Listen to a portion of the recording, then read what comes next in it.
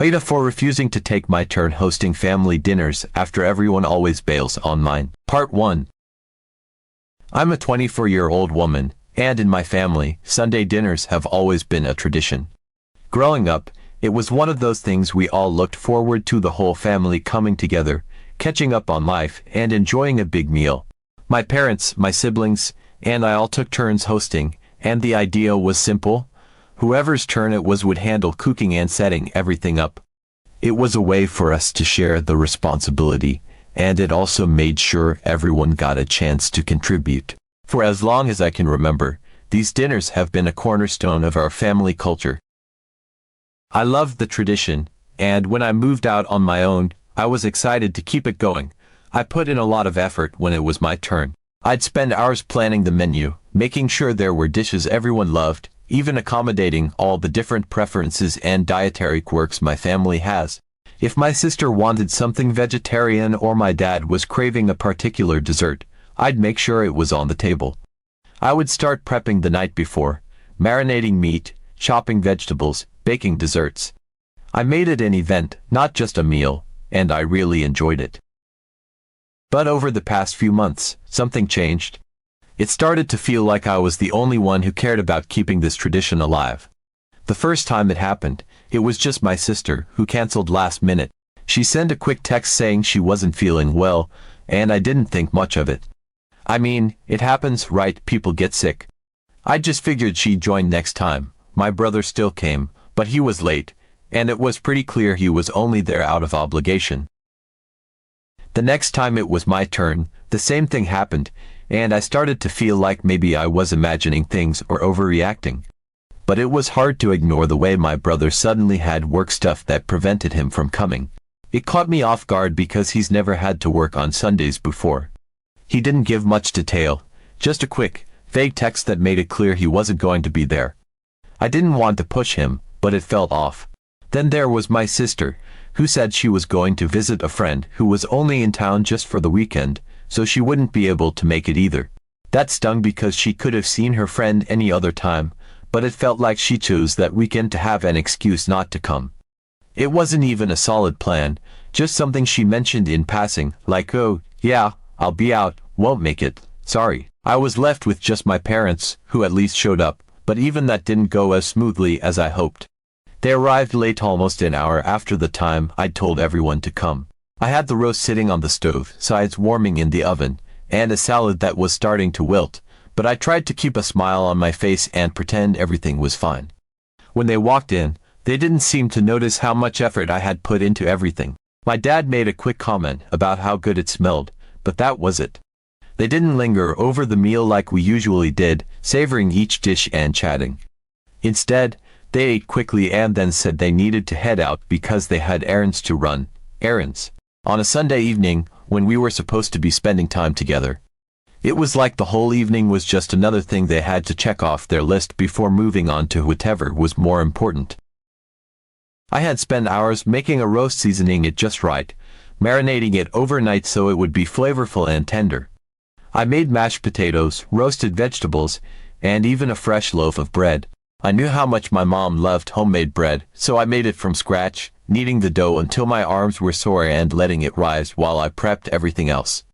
I thought about what everyone liked and tried to incorporate a bit of that into the meal. It was exhausting, but I didn't mind if it meant everyone would come together and enjoy it. But instead, it felt like all of that effort was for nothing. I was just disappointed. It wasn't about the food.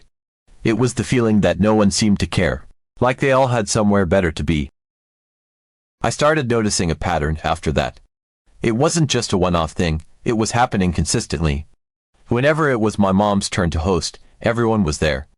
No one had last-minute excuses, no one canceled an hour before. My brother would even show up early to help set the table or bring over a bottle of wine. When my dad hosted, it was the same story. My sister would bring some dessert she'd baked, and everyone would be there on time, sitting around the table, joking and laughing like the old days. They'd stay late, and sometimes we'd end up playing cards or watching a movie, just enjoying each other's company. But when it was my turn, it was like pulling teeth trying to get them to commit. I'd send messages in the group chat, and it would be radio silence, or worse, half-hearted maybes that would turn into sorry, can't make it on the day of. I'd always have tons of leftovers because I'd prepared for the whole family, but only a few would actually show. I'd be left packing up containers of food, trying not to feel like I was the only one who still cared about these dinners. But the worst part was last month.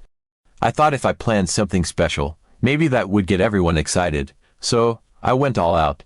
I decided to make stuffed chicken breasts, roasted veggies, homemade bread, and a chocolate cake that's a family favorite. It was the kind of cake that everyone would fight over for the last slice, rich, moist, with a layer of ganache on top. I spent most of Saturday prepping.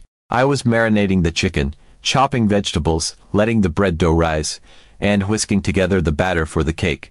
I had this image in my head of everyone sitting around, eating and chatting, and maybe even complimenting how nice everything was. But then Sunday morning rolled around, and my phone started buzzing. My sister was the first to cancel. She sent a quick text saying she just wasn't up for it, which seemed like a weak excuse. I couldn't help but think she hadn't even planned on coming.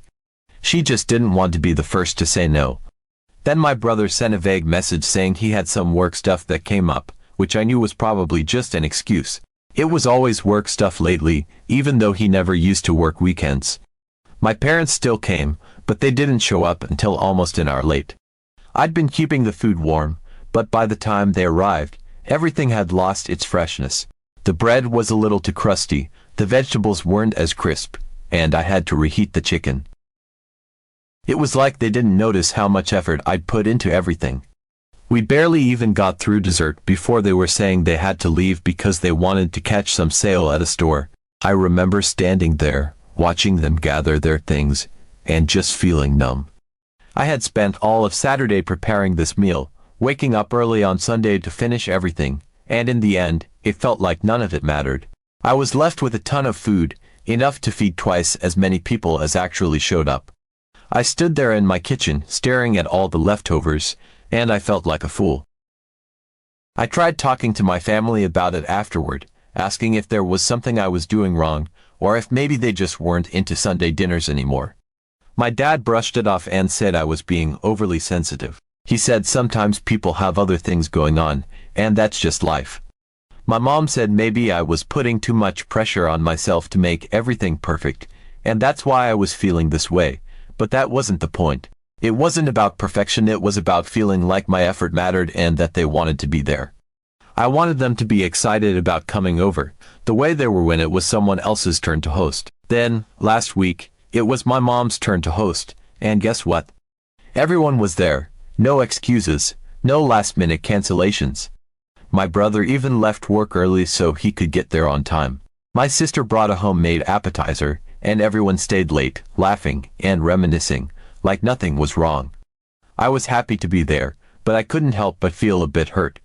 It was clear that when it was my mom's turn, everyone made the effort, so why not for me? This week, it's supposed to be my turn again, and I just don't want to do it. I don't want to spend hours cooking, setting the table, and getting excited about everyone coming over just to end up feeling let down again. So, I told my family that I was thinking of skipping my turn and letting someone else host. I wasn't rude about it, I just said I wasn't up for it this time, and maybe we could figure something else out. But my dad was quick to call me out, saying I was being dramatic and that this was just how family was sometimes. My mom said I should stop trying to read into things and just enjoy the time we do get to spend together. My brother didn't say much, but my sister looked a bit annoyed, like she thought I was making a big deal out of nothing. I tried explaining how it felt to be the only one putting in effort and then being let down, but it didn't seem to land. My dad just kept saying I needed to let it go and that I was overthinking it, but I don't think I am. I think it's unfair that everyone expects me to host and put in the effort, but when it's my turn, no one can be bothered to show up. Part 2. So, after that last dinner, I decided I wasn't going to put myself through it again. It wasn't like I came to this decision easily. It was more like a slow realization that crept up on me over the past few months. Each time I hosted and nobody showed, it chipped away at how much I enjoyed doing it. It's hard to stay enthusiastic when it feels like no one cares.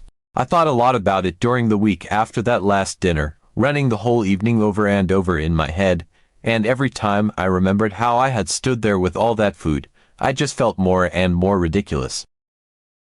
I started questioning myself, wondering if maybe I was overreacting, if maybe I was making too big of a deal out of this. But then I'd remember how they'd all been there, no problem, the week before at my mom's place, and suddenly, I didn't feel so crazy anymore. It was obvious they could make the effort if they wanted to. They just didn't want to for me, and I wasn't sure why. I tried talking to them about it, and they brushed me off, made me feel like I was the one being unreasonable, but I knew it wasn't right. It's not unreasonable to expect people to show up when they say they will, especially when you're making a big effort to host. So this time, when it was my turn to host again, I decided I wasn't going to bother. I didn't announce it to anyone. I didn't send a message to the family group chat saying I wasn't hosting. I just didn't do anything. No menu planning, no grocery shopping, no hours spent in the kitchen making sure everything was perfect. I didn't want to set myself up for disappointment again. I figured, if they didn't care enough to show up when I put in the effort, then there was no point in putting in the effort at all. If they had something to say about it, maybe they'd realize how it felt to be the one left hanging. Sunday rolled around, and I spent the day relaxing. For once, I wasn't stressing over making sure everything was perfect, and it was actually kind of nice.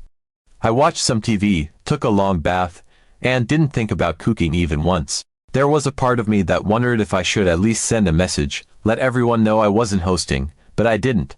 I didn't see why I had to be the one to make everything clear. If they wanted to show up, they could, but I wasn't going to twist myself into knots for it anymore. I was fully expecting it to be just another Sunday evening where I'd end up alone, scrolling through my phone or maybe ordering takeout, but then, around the usual time for dinner, I heard a knock at the door. I remember pausing, almost in disbelief, because it wasn't like anyone usually came when it was my turn. I opened the door, and there they were, my brother, my sister, and my parents, all standing there, looking like they had just come from my mom's place or something. They had this air of casualness, like it was no big deal to show up, and they were holding a couple of bottles of wine and a dessert. It was the first time in months that they'd all been there, together, at my place, on a Sunday. I felt this weird mix of emotions, like I was glad to see them, but also confused, and maybe a little annoyed. They walked in, all smiles, chatting and taking off their coats, and my mom asked, "So, what did you make?" as she set the wine on the counter. My dad was looking around, and my brother and sister had already started wandering into the living room, like they expected to sit down and start dinner any minute. I stood there, not sure how to respond at first, because this wasn't how I thought the evening was going to go. I hadn't prepared anything. There wasn't a single thing cooking in the kitchen. I didn't even have a backup plan, like some snacks or easy stuff I could throw together. It was just me and an empty kitchen. I told them I hadn't made anything, that I didn't plan on cooking because I didn't think anyone was going to come. I thought maybe they'd get it. Maybe they'd understand how frustrating it was to put in all that work and then have no one show up, but instead, they looked confused, shocked even. My brother was the first to say something, and he looked at me like I'd done something wrong. He said, "But it's your turn to host," as if that was the only thing that mattered. I couldn't believe it. Here they were, finally showing up on a night I hadn't done anything, and now they were going to tell me I should have been ready because it was my turn. It felt like a punch to the gut. I'd been begging them to show up for weeks, months even, and they always had some excuse. But now, the one time I didn't cook, they were here, acting like I was the one who had let them down. I explained how I felt, how it hurt that every time it was my turn, they seemed to have other plans or couldn't be bothered to make it. I told them how it felt to spend hours preparing a meal only for them to cancel last minute, or barely show up at all, and how that made me not want to bother anymore. I thought, maybe, they'd see it from my side, but they didn't. Instead, they acted like I was overreacting, like I was the one ruining the evening. My sister said it wasn't fair for me to just decide not to cook when it was my turn, like I'd somehow broken the rules of this unspoken agreement. My dad said I was being dramatic, that it was just one night, and I should have told them if I wasn't planning to host. They stayed for a bit, kind of milling around awkwardly, not sure what to do with themselves now that there wasn't a dinner. My mom tried to make small talk, but it felt forced, and my dad kept glancing at his watch, like he was already thinking about when they could leave. They didn't bring it up again, but the whole atmosphere was tense, and it felt like they were disappointed in me, like I had failed some test by not having everything ready. After a while, they all left, taking the wine and the dessert with them, and I was left alone, standing in the quiet of my apartment, trying to figure out how everything had gotten so messed up. Part 3. After that Sunday, things felt off between me and my family. I didn't hear from them right away, which didn't surprise me. Honestly, I wasn't sure if I'd hear from them at all. Part of me thought they'd just ignore what happened, pretend it never happened, and we'd all go on like usual. I was almost hoping that would be the case because I didn't want to deal with any more awkwardness or arguments. But about a day or two later, my phone started buzzing, and the messages started pouring in. First, it was my mom. She sent me a long text, trying to be diplomatic but also very clear in her message. She said she understood that I was upset and that she was sorry if I felt hurt, but then she went on to say that it wasn't right for me to just skip out on my responsibility to host. She reminded me how important these dinners were to the family and how they'd been a tradition for so long. She even mentioned how she and my dad had looked forward to it, how they'd planned their day around coming to my place, and how disappointed they were to arrive and find out there was nothing. She kept saying things like, "It's not about the food, it's about the effort," which felt like a slap in the face because I'd been putting in the effort for months and getting nothing in return. Then, my brother sent a message in our group chat, and it was less gentle. He didn't bother with apologies. He just straight up said that I was wrong for not hosting and that if I had an issue, I should have brought it up before dinner. He said that the family rotates hosting for a reason, and that everyone's expected to do their part, including me. He made it sound like I'd shirked my duty, like I'd done something selfish, which was infuriating because where was all this concern about doing their part when it was my turn and they couldn't be bothered to show up? But I guess when they actually decided to come for once, and I wasn't ready, suddenly it was a huge issue. My sister's message was the one that really got under my skin. She said she felt hurt and blindsided by my decision not to cook, and that it was immature of me to pull something like that without warning. She kept saying that the family expected me to be ready, and that my choice to just not do it was like playing games. She even went on about how they'd all made time in their schedules to be there, how it wasn't easy for everyone to coordinate, and that I was disrespecting their time by not following through. Disrespecting their time, I couldn't believe it. What about all the times they'd bailed on me last minute, with barely any notice or even just a half-hearted excuse?